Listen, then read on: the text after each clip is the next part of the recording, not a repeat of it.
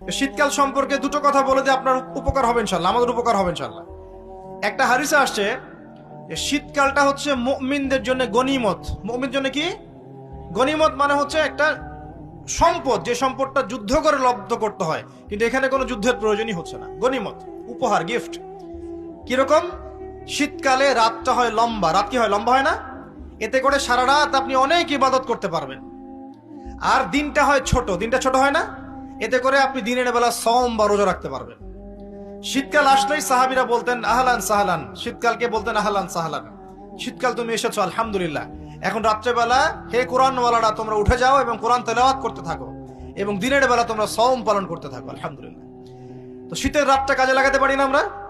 রাতের একটা অংশ ঘুমিয়ে যাবেন, শেষ অংশে উঠে তাহাজ্জুদ পড়বেন এবং কোরআন তেলাওয়াত করবেন এবং আল্লাহর কাছে হাত তুলে দোয়া করবেন। ইনশাআল্লাহ শেষ অংশে, রাতের শেষ অংশে আপনি যে দোয়াই করবেন, আপনার রিজিক যদি হালাল হয় ইনশাআল্লাহ কবুল হয়ে যাবে।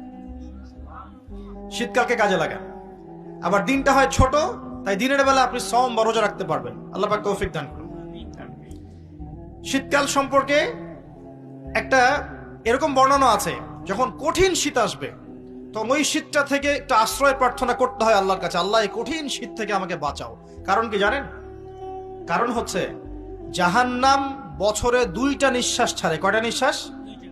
একটা নিঃশ্বাস গ্রীষ্মকালে যখন প্রচন্ড দাবদাহ চলে, ওইটা হচ্ছে জাহান্নামের নিঃশ্বাসের ফসল। ওই প্রভাবে পৃথিবীতে এরকম দাবদাহ চলে। এই সায়েন্স বিশ্বাস করবে? করবে না। ওর বিশ্বাসের আমার যায় আসে না। আল্লাহ পাক বলেছেন সত্য, রাসূল বলেছেন সত্য। আরেকটা হচ্ছে শীতকালে যখন প্রচন্ড ঠান্ডা, তখন শীতকালে জাহান্নামের এমন একটা জায়গা আছে যেটা কিন্তু শীতল জায়গা। জাহান্নামের পুরো জায়গাটাই কিন্তু আগুন নয়, এমনও জায়গা আছে যেটা কি খুব শীতল। ওই শীতল অংশ শ্বাস ছাড়লে এই যে পৃথিবীতে সেই এই শীতের একটা প্রভাব চলে আসে, প্রচন্ড ঠান্ডার শৈত্য প্রভাব চলে আসে। এটা হয়তো অনেকে বিশ্বাস করবে না, মনে করবে যে ধর্মান্ধ কথাবার্তা। হাদিসে আছে নবী সাল্লাল্লাহু আলাইহি ওয়াসাল্লাম বলেছেন, কে সত্যবাদী? এই পুরো সভ্যতা না রাসূল সাল্লাল্লাহু আলাইহি ওয়াসাল্লাম?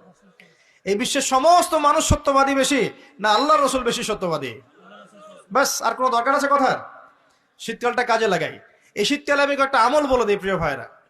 শীতকালে নবী সাল্লাল্লাহু আলাইহি ওয়াসাল্লাম এই যে তাহাজ্জুদ পড়তে উৎসাহিত করেছেন, সওম রাখতে উৎসাহিত করেছেন, এবং সাহাবীরা কোরআন তেলাওয়াত করতে উৎসাহিত করেছেন। একটা হাদিসে আছে তিনটা কাজ মানুষের গোনার একটা বড় বড় অংশকে মিটিয়ে দিবে। 1 নম্বর কাজ হচ্ছে সংকটকালীন অবস্থায় দান। মানে আপনার দান করার এখন সামর্থ্য খুব কম, টাকা পয়সার টানা হেঁচড়া আছে, এখন আপনি দান করছেন, এই দানের বিনিময়ে আল্লাহ পাক গুনাহ আপনার মাফ করে দিবেন ইনশাআল্লাহ।